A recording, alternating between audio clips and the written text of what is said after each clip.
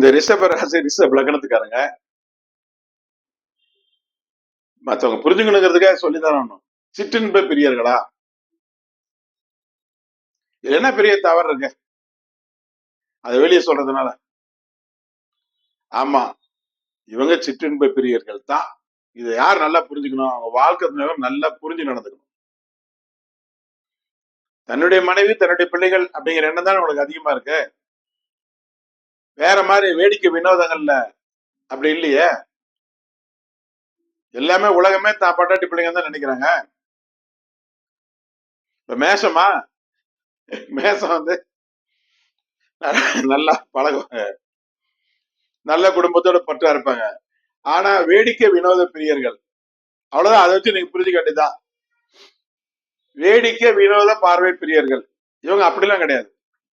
இவங்க தான் ஒய்ஃபு பார்த்தா அழகா இருக்கணும், தான் ஒய்ஃபு நம்ம ரசிக்கிற மாதிரி இருக்கணும், தான் ஒய்ஃபு நீட்டா இருக்கணும், அவங்க ஒய்ஃபே ரசிக்கிற குடும்பத்தையும் ரசிக்கிற டைப்பு. இவங்க சிற்றின்ப பிரியர்கள். இவங்க குடும்பத்தான இவங்க ஃபேமிலி மெம்பர் சரியா புரிஞ்சுக்கணும். இவங்க வாழ்க்கை துணை நல்லா புரிஞ்சுக்கணும். புரிஞ்சு அவங்கள அது மாதிரி வச்சுக்கணும்.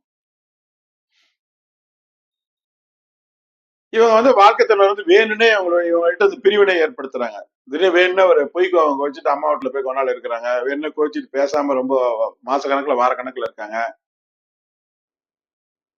அப்படி இருந்தாங்கன்னா தற்காலிக பிரிவினைகள் ரொம்ப காலதாமதத்தை ஏற்படுத்துதுன்னா இவங்க எப்பேற்பட்டவங்களா இருப்பாங்க? இவங்க உள்மனம் அப்ப என்ன சொல்லும்?